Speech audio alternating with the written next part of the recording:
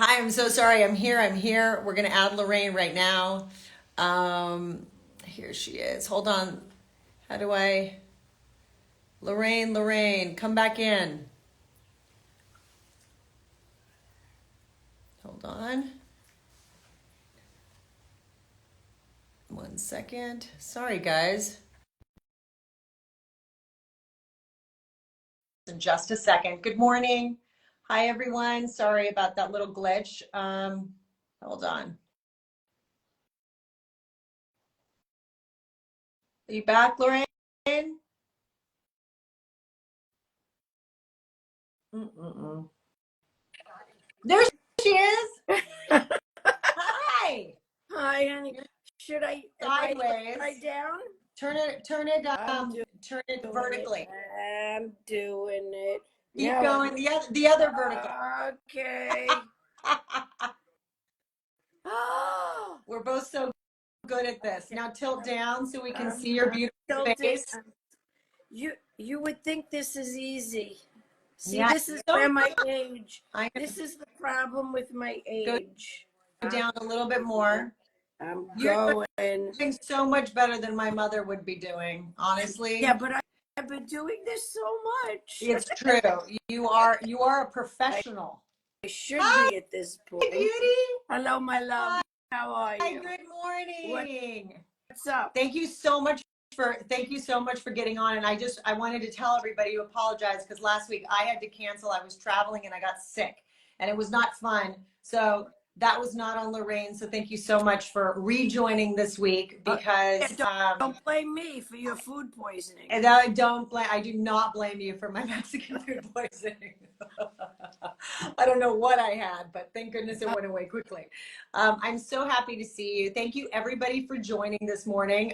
Grab your teas or your coffees and we're just gonna hang out. And I was so happy to just see your face because we love each other. And every time we do get to see each other, it's It's it's always always a joy. always a A joy. joy, yes. So I mean, and we've you have known each other forever. We've watched our children grow. yeah. You don't have grandchildren yet. I'm on number 3. But yeah, And, we know each other a long time. and congratulations on your new grandson. Can we Yeah, say his name? Oscar. Oscar.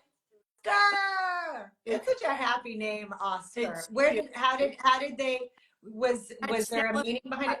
I honestly, I think we had a dog named Oscar, Oh, so I think that Oscar, got the name from her love for the dog. And you have a Margot dog, which is the other daughter. So yeah, the dog theme is working look, here, right? look at her. So, Say hi. Say hello, hi to Lorraine. Margot. So look, when Margot was just born, newly puppy, I would bring her to work, and I have the cutest pictures of Lorraine and Margot, which I can share with you guys after this. But Margot is so little, and she's chocolate brown, Yeah, and we would just eat snuggle, her. She's so snuggle. cute. My favorite snuggle though is definitely with Leonardo. Oh my gosh! That was that was my fave. I mean, and he just loves you. And can you believe now he's taller than you? No, I can't stand. where did I where does the time go? It's crazy. People grow. It's crazy. Yeah, it's crazy. I agree. Well, one of the things, so there's so many things that in our short time I want to cover with you, but one of the things that I so love is that just being a young mother at the time with having a 4-year-old when we started, almost 4-year-old, and then getting pregnant and having Leonardo. You have always been such a wonderful inspiration and guide and Oh, help for me because you know what you are, and this is pretty like, but I think you'll understand. It's not like not a lot of people talk about their love of being a parent, yes, right? They yes. talk a lot about the like yes, they love it, they love being a mom, or they love having had children, but then all the difficulties of it. But you have a deep, like, I feel like we parent similarly in the way of like we're all in. there's this Well, all in. look, I agree, and I agree about you too. I think you have that. It's an affection. Okay. Affection for being a child and reliving, for me especially with the grandchildren, reliving a childhood. It's really an amazing thing. But the kids are a fantastic expression of life, and and we get to show them things. We get to do things with them. I mean, I think we've been extremely privileged to not have to work every single day Yeah. and have a month off or 2 months off or sometimes a year Yeah. off, Yeah. and and be with them and do things and show them things. I liked being able to show the kids different countries and life and language, and you have that also, which is not very common, to tell you the truth. No, it's not. And I just remember a lot of our conversations, particularly when we were working and I was really trying to juggle being, a mom of young children and going to work, 60 hours a week. I just Yeah. remember in times of panic and crisis, I would bring it up to you. And you always brought things down to a grounded, calm place of enjoy it. It's going to I pass. know. Be in this moment. It's going to go on and you're going to look back, like And just go, be in it. And you always calmed me down. oh, And I think of you so often whenever we connect about our kids, because now Lucia's going off to college. Leonardo's taller than all of us. And I'm like, wait a second. She's right. It all, moves along. And so you just have to be in the moment and really enjoy it. yes, and they're great. The kids are great. They're smart. They're beautiful. They have their lives. They're challenging, and they should be challenging to Yeah. us. It's good. You're right. You're so right about that. But I do feel like you always go at it, the parenting thing, with a lot of love, and you love children and you love Right. watching them grow and you just love them. And Yeah. I feel that way too now. I really do. Oh, I It's love it. harder when you're in it, but it's when you can have a little perspective. And I'm sure now, being a grandmother of three, you have Oof. perspective, so you can step in with Right. all the, I laugh because I love, Oscar is just, he reminds me of Leonardo young because he's so yum, pretty. yum, yum. Eat them. Eat them. So pretty. So So cute. pretty. And So cute. I love the kids. It's great. They both moved out to LA, so I'm conflicted in what I'm going to do with my life. I've always been an East Coaster. So now I'm like, oh God, I know. what do I do? Where do I go? I'm traveling back and forth. I have a lot of miles. Wow. Yeah, it's I know, crazy. but I mean, that is hard because I do like being near family. I think Yeah, about it too. Like, I've made my mother stay very close yeah, by, even yeah, though she would have moved to Europe. I'm always yeah, like, you're not moving. I yeah, need your help driving the yeah, kids, doing this, doing that. yeah, And yeah, also, I feel like it's healthy for her, if you're yeah. not working or doing Right. things in your own life, it's healthy to be around. It's a beautiful thing to be there for your children and your grandchildren. and So, you and know, and they say children who have a relationship with their grandparents, the grandparents live longer, and it's better for the kids. yeah, yeah. It's interesting, right? I believe it. Yeah, I I believe it. love that. By the way, can we just real quickly segue to how beautiful you looked at the Emmys? I was so happy to see you up on that Uh, stage. You were glowing and gorgeous, I was and so nervous. you were, yeah, I mean, I bet it's a really Well, big audience. oh It's my like God, a lot. it was so. I'll tell you, this was, I thought, amazing. Michael Imperioli and myself, we did the introduction to Sopranos, and we were backstage and we were in rehearsal, and all of a sudden we hear the theme song, and Michael Imperioli and I looked at each other and we started to cry. And I looked at Michael and I said, oh my God, I hope we get through this. It was such a beautiful moment of uh, loving what we did, loving that we, had great success, and of course the sadness of losing Jim. Yeah. So there was a moment where we just like, oh my God. And then we pulled it together and we walked out, and then when I saw the picture of Jim on Melfi's little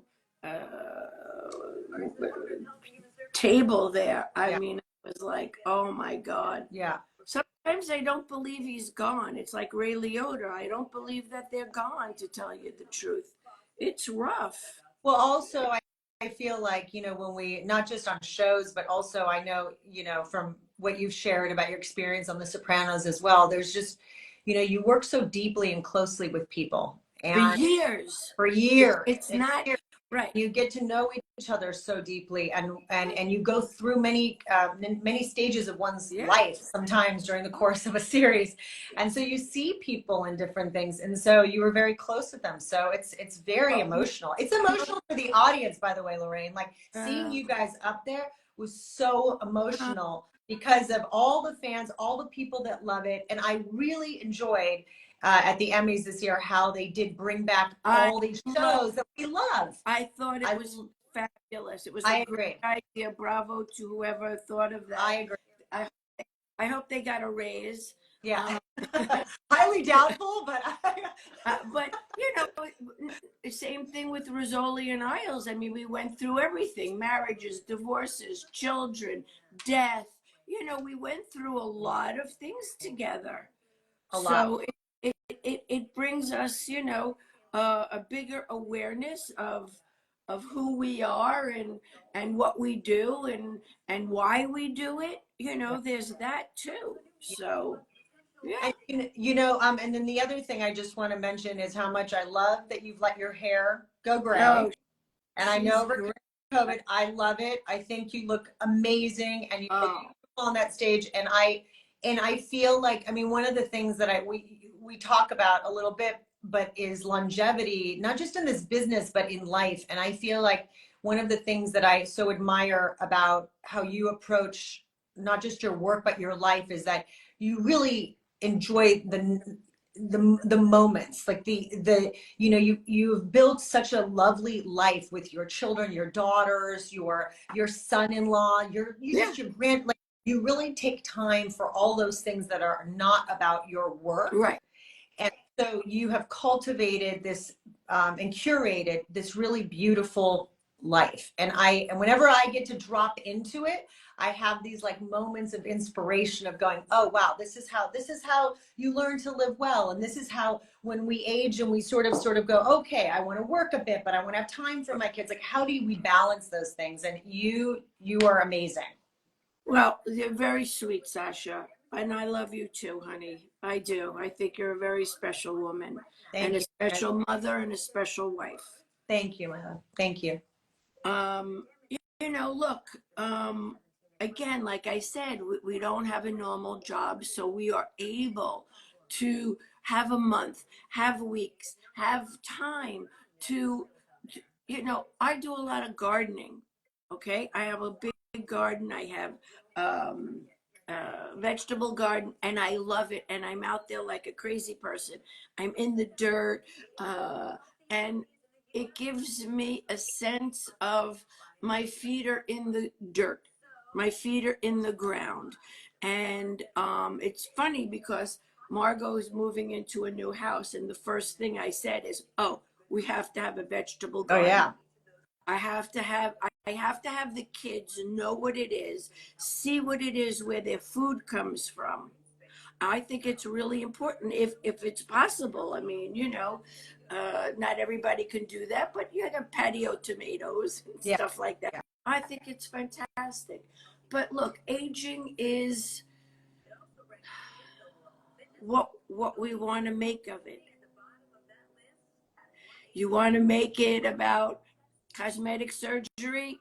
That's your thing. You want to make it about feet in the dirt? That's your thing.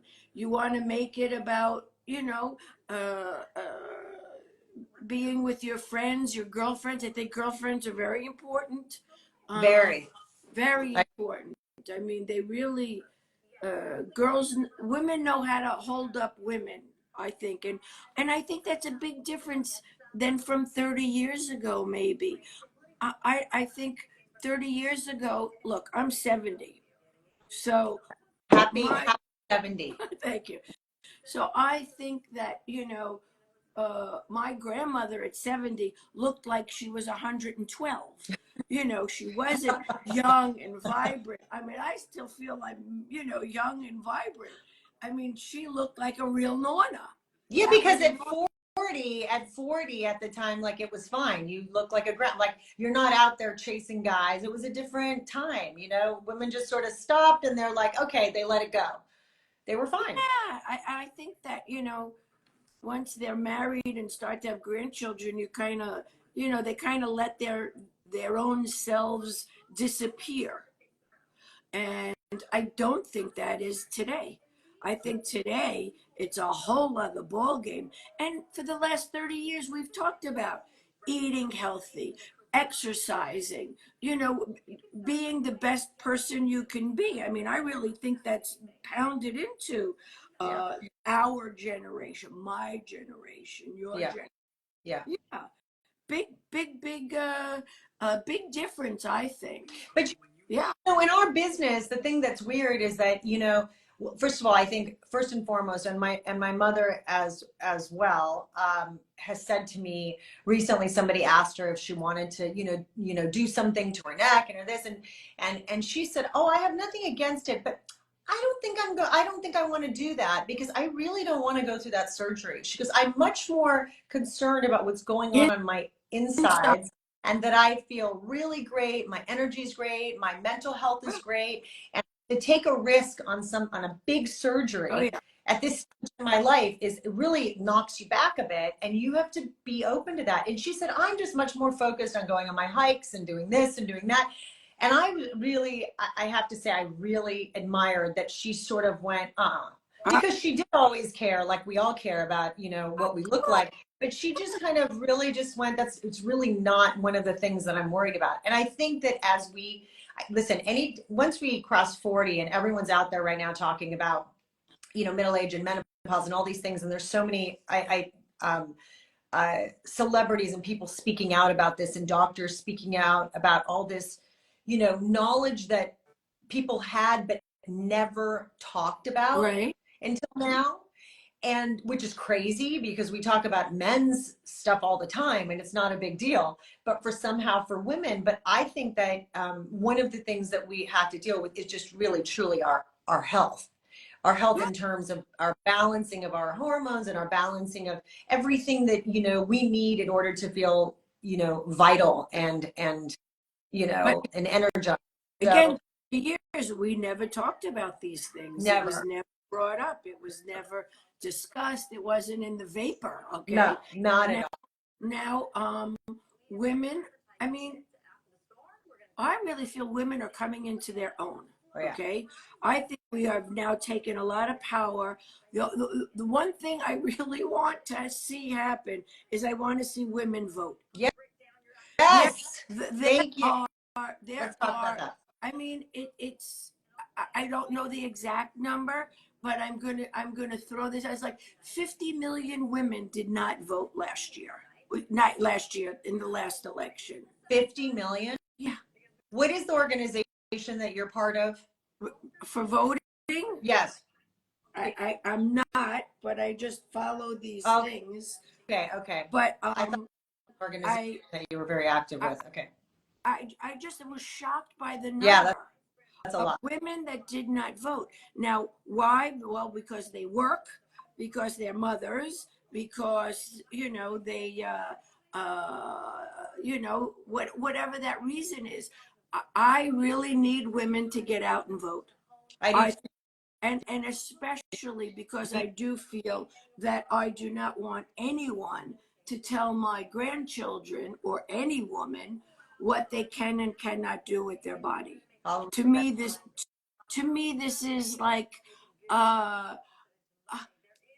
I mean, it, it's just horrific to me to think that somebody else besides a doctor and myself would have a say in what I need. I work a lot with foster kids. Foster kids, that's what I was thinking of. I'm sorry. I Yes. work a lot with foster kids, so I see what happens when a woman cannot take care of a kid. I see what happens when they do, financially, emotionally, mentally. I mean, there are a lot of problems, and women Yeah. cannot care for a kid, Yeah. two kids. They Yeah. can't do it. Yeah. Um, uh, it's, and I mean, once we take care of them in a good way, because at 18 we just kind of throw them out of the system and they're on their own.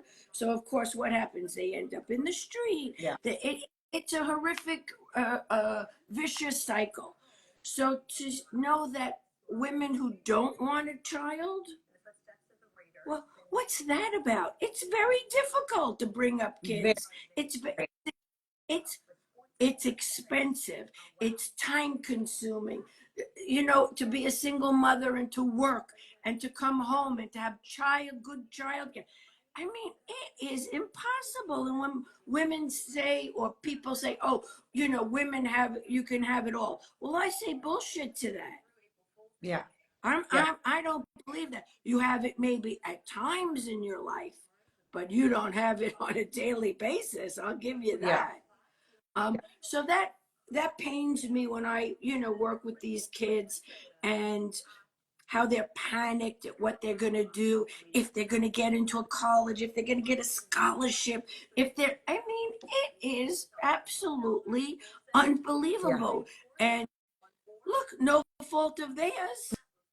No, not at all. And that's, listen, the saddest part is always, I mean, I can't imagine if I grew up with this sort of sword over my head of thinking that if something happened to me, if I had gotten raped, if I had something happen to me, that I got pregnant and I could not make a decision for myself. I just want my own, and we want our own children to have the same opportunity to do that. And this is, by the way, again, on here, I said this last time I did this. This is not a political forum because people are writing in and whatever. This isn't about. This is just truly just two women having a conversation over coffee Yeah. about the importance about voting and the importance about stepping in and getting women out there to vote and to really look at issues and to really understand. And for us, one of those issues is our own reproductive rights to decide what's right for ourselves and our bodies. So, that's all this is. We're not, trying to sway anybody, but right. I mean, I feel like just the idea that 50 million women in this country did not vote when women are not only, you know, primary caretakers or end up being alone in the caretaking of children, Yes. but also are also moving into, into the workspace and into universities and everything. And Major rate. we are growing. So it doesn't even make logical sense to me that like you would somehow at that moment that women are, making so much headway in terms of helping society and everything else, the world, to all of a sudden take away something that is like completely out of our control in many ways, right? I mean, we don't, this is something we were born with. It's not like we have a choice on whether or not we can get pregnant. I mean, you know what I mean? So it's very, very me. I also don't like old guys telling us what we should be doing. And when I hear sometimes some of these old dudes stand up and say, I don't know, if you have to, have a How many foster kids do you take care of? Oh my gosh. Oh my, when I hear all that, I like blows my mind. You know what? I think they're very threatened by the education of women today, going into all of these upper echelon workplaces, CEOs, all of that. I think older men are threatened by that. I do. They're not used to that. My father wouldn't want my mother to work. Okay? I'm laughing. Yeah, my dad's whole side of the family were absolutely just so old school that way. I mean, one of the things that really I think made me who who I am, and you know, that feisty part of me that kind of like really just, you know, just feels like I have to fight for my own way for everything, came because my dad was so misogynistic that he really just, when I wanted to go to college, and bless him, he's not with us anymore. I love him, but I remember getting into film school and sitting down and telling him the good news, and he kind of went, "Well, why don't you just get married and have kids?" Right. Like he That, genuinely felt that yeah. women were best in the kitchen and having children. And by the way, I'm not even commenting on if that works for families and their And family, that's then beautiful okay. for you. I have many friends that only want to get married and have children, and that's wonderful. I But I love don't think that fits everybody, and it shouldn't be enforced on everybody, correct. you know? And bringing in children into the world when you can't handle that, whether it's your age, whether it's from a rape, from financially, um, mentally, whatever all of that is, you have to decide for yourself. No, No one no. should decide that for you. It's too hard. And you Yeah. should ask all these men to babysit for a week. By I would love to the see that. way, you know, I gave birth in Switzerland, and you remember this. And one of the things that happened in the hospital where we gave birth was they do this beautiful thing in Switzerland where they it is by law that you have to stay in the hospital for 1 week after you've given birth. Right. Paid for by the Yeah. country, by the state. France too. And France too. France too. So you have to stay there for a week, and within that week, while you are recovering and while they're making sure the baby's healthy and the mother's healthy and rested before they send them home, Right. the fathers have to come in. Oh. They teach the fathers how to bathe, how to change the diaper, Oh. and so the father has all these afternoon duties. So after he's done with work, he'll come in and they'll spend about 2 or 3 hours just doing baby stuff to acclimate the father to all these things, so that the mother now doesn't have to take care of the child and teach the father how to do it. And so it's an amazing thing. So that would be a good show. Like, instead of like wife swap, it's like Yeah. husband swap, Yeah. swap Yeah. for a day. Yeah. You know, Well, and now do. all men, you know, are having children, you know, in their 70s and 80s. I think that would be terrific. You know, I just feel that, you know, kids don't really ask to be here, and we need to support them as much as we can, no matter where they're from. You know, I do believe we're all God's children. I do. Yeah. It's just who I am, and how I want to conduct my life, basically. Yeah. Well, Yeah. thank you for doing that work, because they're lucky to have you, and I agree with you on all of it. Oh, On all of it. I really do. It's so important. And I think we both just like, I love children, and my heart, I spend a lot of sometimes my days talking to friends who are going through things with their own children. And maybe if I've gone through that already or whatever it is, I just find that at this stage, I have just so much love for everything that, you know, it is a hard world that they're in right now. oof. And everybody just needs to be approached with love and joy, and just truly, you know, I think if we all can give a little bit of that love to each other, all of our lives would be that much better for it. So thank you. And the other thing is, I think a lot of kids today are medicated because they're under challenged. Mm. That's interesting. I never thought about that, but I think you're probably I right. think they're under challenged. Yeah. Yeah. You know, I had a friend going through something, and recently, and I said, you know, just let them figure it out. Let them figure it out. Right. But I see so often that, and it is hard. It's hard to watch your friend or your partner or your child, you know, going through something challenging. Yeah. But it's so important to let them work it out. And I agree that take you that grow. away from them. That's We take it away. lesson. That's the lesson. Yeah. And if Yeah. you take it away, you don't learn the lesson. You don't. And You don't learn. makes their lives easier, and it makes everything easier. No. It's, listen, I'm making my son pick up his clothes. He learned how to do the laundry. I'm like, kiddo. I'm Yeah, like, yeah. we're starting early. Like, it's so easy to pick it up for them and do things for them. Tell And Leonardo I'll come do the laundry for him. yeah, see, you're bad. Wait, Lorraine, I have to tell everyone something such a great memory. The last time I saw Lorraine, I was in New York and we planned to have a dinner.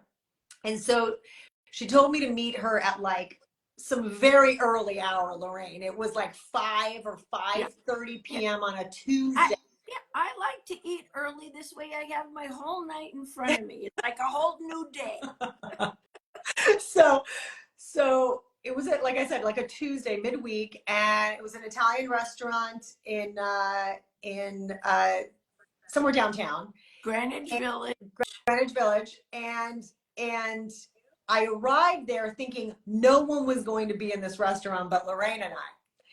And I show up and it's packed. I mean, it is like, there's a line, it's packed with people, it's super happening. I was like, this is amazing. But I felt all of a sudden the maitre d' sees me. I say, I'm here with Ms. Bracco. And he goes, yes, of course. Andiamo, huh? And he like pulls me over. And as I'm walking into this restaurant, I totally felt like I was in Goodfellas. It was like everybody was like moving and coming at me, and the waiters, and I'm like, what is happening right now? Like literally it felt like a movie. It was so like funny. But I move through this crowd. I go through the entire restaurant, to all the way, swerve to the very, very back. Yeah. Sitting in her little booth is Queen Bracco. She's like, hello. And I'm like, what is happening, Lori? I mean, what's going on right now? I feel like I am in a movie. It was such a perfect New York moment with you. You're cute. So much fun. I'll never forget it. And then they brought us so much food that the two of us That's the absolutely other thing. eat. Yeah. They just packed everything up. Crazy. It's crazy. And it was delicious. But it was a shame to go to waste. But I mean, nobody. It was at Carbone. I remember. It was I Carbone. like Carbone. It's a lot of people. They apparently opening up all over the country, in Vegas, in Dallas, amazing, all over. I'm thrilled for these guys. It's a couple of brothers, and they did a great. They have a great restaurant. It must feel so fun. I mean, I have a husband that's like that too. And the great thing about Italians is when you go into an Italian restaurant, you're like the royal family. Like Italians treat other Italians like they always have a table. They're totally going to take care of you. It's like, it's on. It's so fun. It's very special. I agree. There's no other nationality, I think, as open and welcoming than Italians. But even in Italy, that it's so precious. It's so precious. It's incredible. By the way, that's on my bucket list to do Italy with you.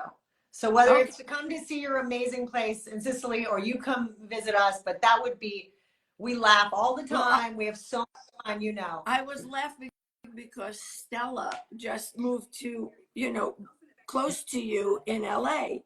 And I said, Sasha is right here. You guys should get together.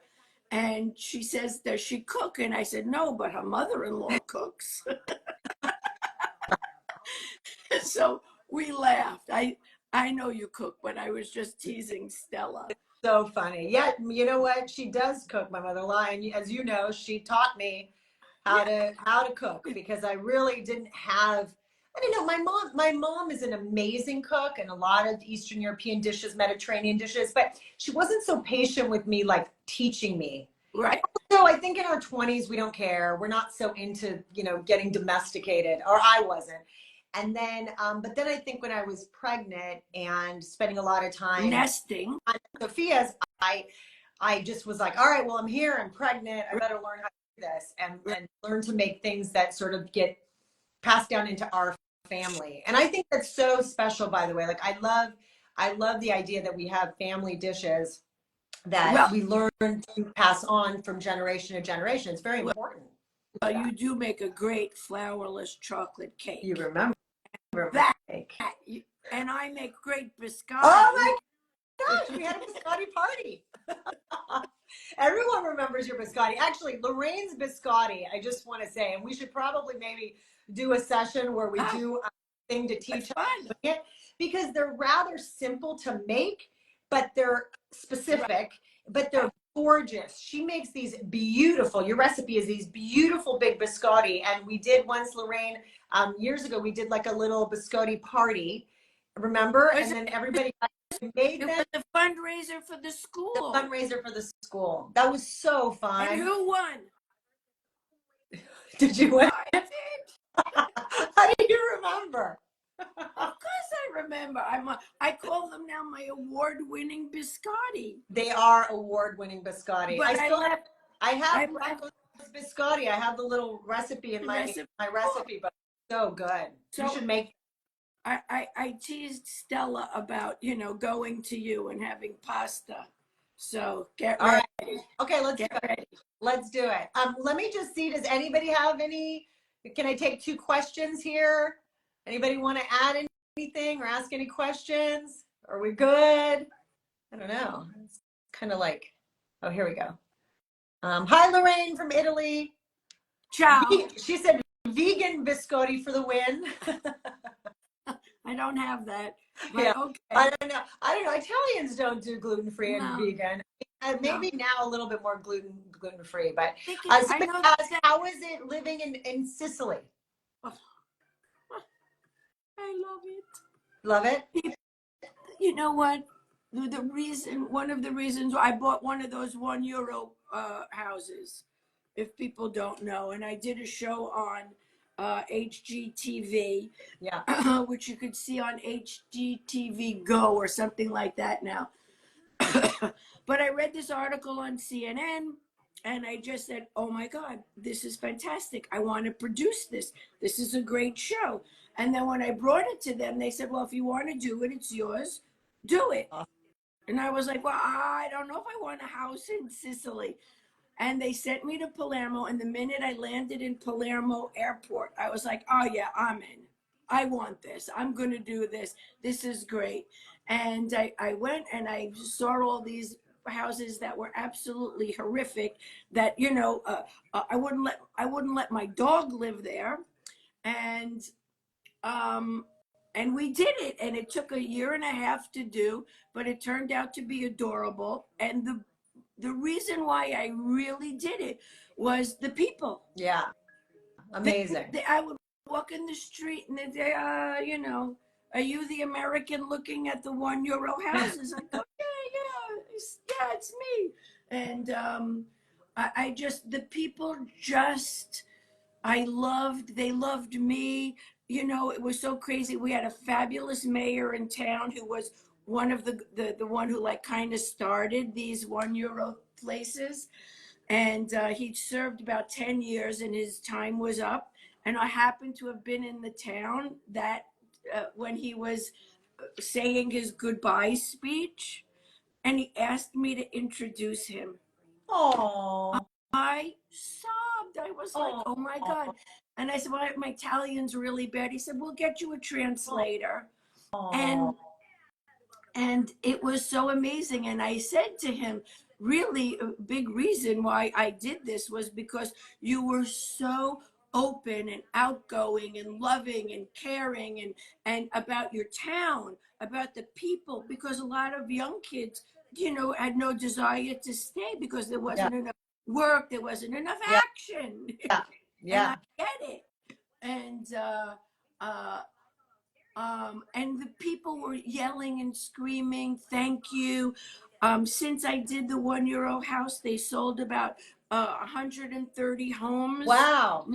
Not just the €1, but homes, and people from all over the world came. Wow. And the whole city is vibrant and happening. And I'm really so pleased with that, because I didn't realize, how many of these towns, and look, I was specific. My town is 15 minutes from the Mediterranean. My town is very nicely placed. It's not up in the hills in bumfuck, but and it's a beautiful town. It's great. About 5,000 people, not a lot of people. Well, I want to go with, I really want to go with you. It's Sophia. adorable. I would love Didn't that. I would love that. Eduardo think I was crazy? No, not at all. He loves it. He thinks it's amazing because there's so many of those beautiful, beautiful old homes that just need to be restored. I think it's more a question of infrastructure in Italy, and it's not an easy task to be able to do it.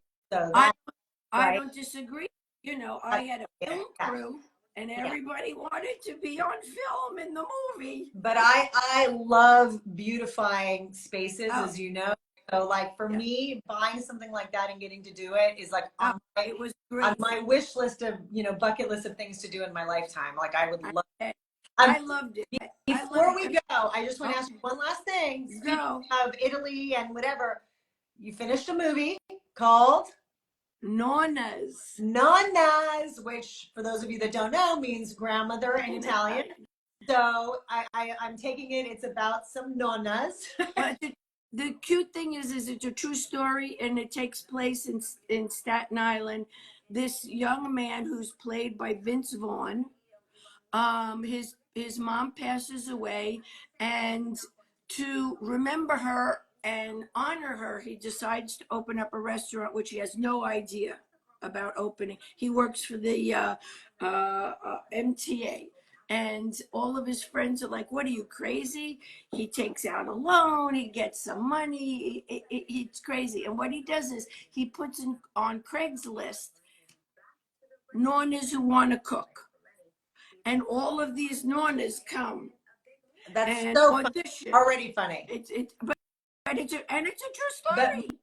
But the most important piece of it, and obviously when it's ready to come out, you're going to do a lot of promoting for it. But I think the most fun piece of it was that given, COVID and a lot of changes in the film business, it's been pretty quiet for a lot of people, a lot of us. And I feel like that was something that landed in your lap that really was exciting and fun at this moment. And so I'm really happy for you that you had the experience. So was the experience as fun as when you first read the script?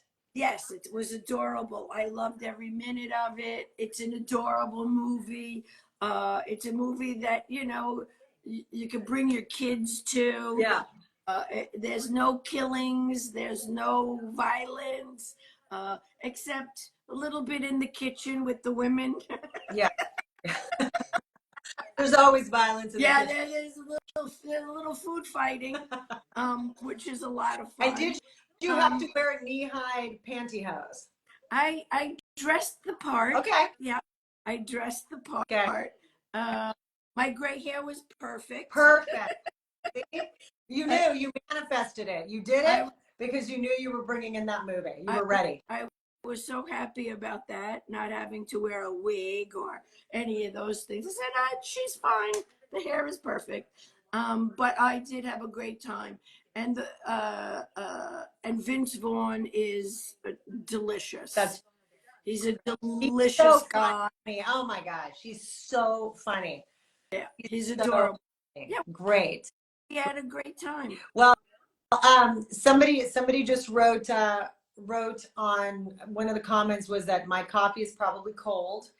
It is, and I just want to say that I really like cold coffee. So in my house during the day, I don't throw my coffee away. I'll leave it wherever I'm sitting. And then you find it. And then Eduardo will come up and inevitably make fun of me because he'll say, oh, do you still want it? Because he thinks cold coffee is pretty gross, but I love it. And I actually prefer it to get colder. Like in an hour, wherever I find it, I'll take a sip and I'll think it's just as good as it was. Mine is fine. I'm a big coffee drinker. I love it. I love it. Well, Lorraine, I am so happy. We finished. Fun, I love you so much, Sash. Love you. I'm so happy to see your face. And also some people were asking questions about working on Rizzoli Niles. And I will just say my favorite thing about working with Lorraine is her laugh.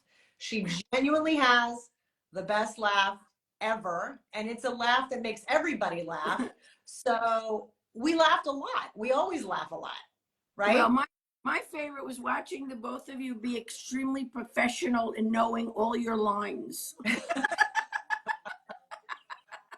That was not my forte for some reason on that show. I don't know why. I've not really had an issue since then, which is so crazy. But yeah, but I loved how professional you two were. You could get a scene done in minutes, and I'd be like, oh my God, they're unbelievable. You know what?